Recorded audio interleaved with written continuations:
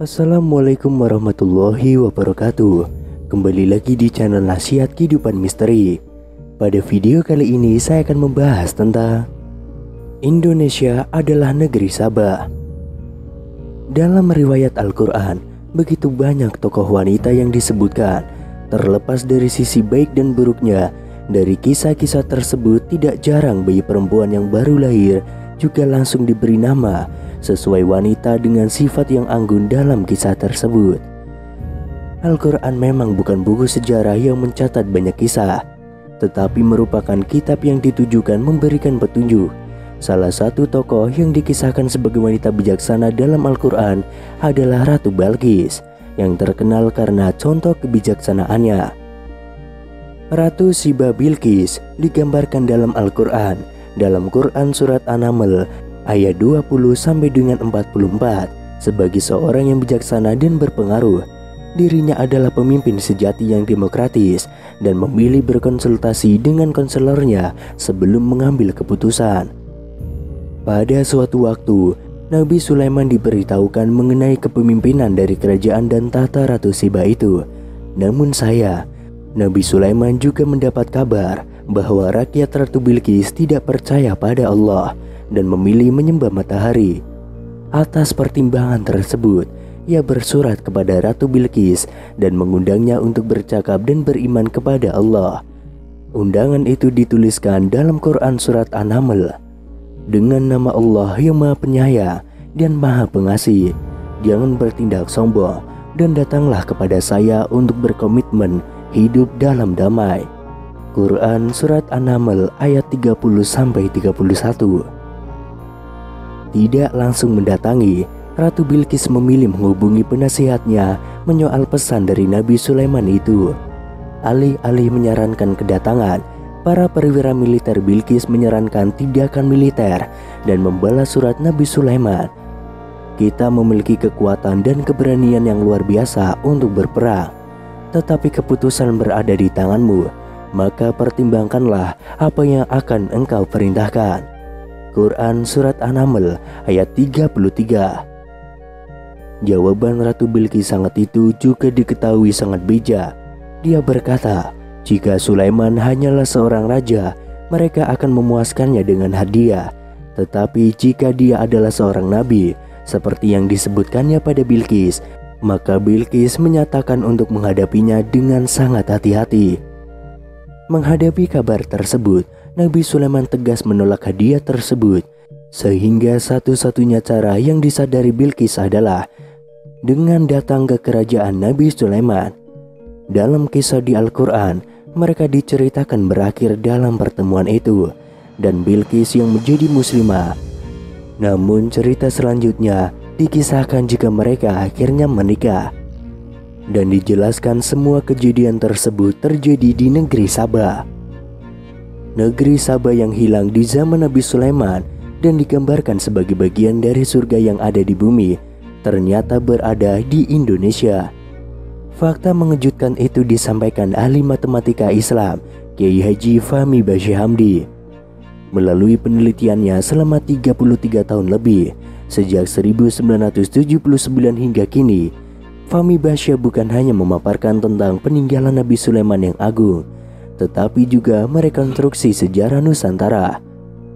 Al-Quran datang tidak hanya meluruskan ilmu tauhid dan akhlak manusia, tetapi juga meluruskan dunia kepurbakalaan kita, kata Fahmi Basyah. Menurut Fahmi Basyah, ciri-ciri negeri Sabah yang pernah disinggahi Nabi Sulaiman dan tentaranya telah digambarkan dengan jelas dalam Al-Quran. Melalui kisah Nabi Sulaiman dan Ratu Bilqis, kisah itu berawal saat Nabi Sulaiman pergi ke Yaman. Saat berada di Yaman, Nabi Sulaiman meminta kepada burung hudhud untuk mencari sumber mata air. Setelah lama disuruh dan tidak kembali, bahkan setelah dipanggil, burung hudhud akhirnya kembali. Aku telah terbang untuk mengintip dan berjumpa sesuatu yang sangat penting untuk diketahui oleh Tuhan. Demikian kata burung hudhud kepada Nabi Sulaiman. Pernyataan itu sontak mengundang penasaran Nabi Sulaiman. Dilanjutkan burung hudhud, saat sedang mencari sumber mata air, dia terbang jauh dan melihat suatu negeri yang sangat indah. Negeri itu bernama Negeri Sabah dan dipimpin oleh seorang raja perempuan yang dikenal dengan nama Ratu Balqis. Istana yang dilihat oleh burung hut-hut itu menurut Fahmi Basya berada di antara dua dukuh, yakni Dukuh Dawung dan Dukuh Sambireja, Desa Bokoharjo dan Desa Prambanan, Kecamatan Prambanan, Kabupaten Sleman, Yogyakarta, Indonesia. Pemakaian istilah Ratu Boko dalam penelitian ini sekedar untuk mengenali tempat, karena tempat itu sekarang bernama Istana Ratu Boko, bukan untuk mengatakan bahwa Ratu Sabah atau Ratu Bilqis sama dengan Ratu Boko, sambung Fahmi Basya. Dilanjutkan burung hut-hut, Ratu Bilqis dan pengikutnya bersujud menyembah matahari dan meninggalkan ibadah menyembah Allah. Dia dan pengikutnya juga telah disilapkan matanya oleh setan kepada perbuatan yang syirik. Setelah mendengar keterangan burung hut-hut, Nabi Sulaiman marah besar sebab tidak ada Tuhan yang lain yang patut disembah selain Allah. Dia kemudian menuliskan surat yang isinya meminta Ratu Bilqis untuk kembali ke jalan Allah. Surat itu diberikan oleh burung hut-hut dan diterima oleh Ratu Bilqis. Fahmi Basya mengklaim surat Nabi Sulaiman itu ditemukan di dalam kolam istana Ratu Boko, terbuat dari lempengan emas, begitupun dengan tempat upacara penyembahan matahari. Di dalam kisah tersebut, Fahmi Basya menemukan sedikitnya 40 fakta lapangan yang menyebutkan bahwa Indonesia sebagai negeri Sabah yang hilang. Di antara fakta lapangan tersebut adalah: yang pertama, surat yang dikirim oleh Nabi Sulaiman kepada Ratu Bilqis di negeri Sabah. Surat itu ditemukan di kolam istana Ratu Boko dan terbuat dari plat emas bertuliskan nama Tuhan yang paling tinggi. Yang kedua adalah istana Ratu Bilqis yang dipindahkan Nabi Sulaiman ke istananya melalui kekuatan jin yang bekerja sama dengan manusia dan hewan. Istana itu diyakini berada di kawasan Sleman, Jawa Tengah. Yang ketiga adalah istana Ratu Boko yang telah rusak. Menurut Fahmi Basya, kerusakan itu bukan diperbuat oleh tangan-tangan manusia, tetapi oleh tangan-tangan jin dan gaib. Hal itu terlihat dari bekas kerusakan pada batu di istana itu.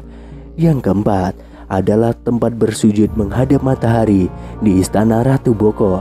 Di tempat inilah burung hut-hut melihat Ratu Bilqis dan pengikutnya sedang melakukan upacara penyembahan matahari.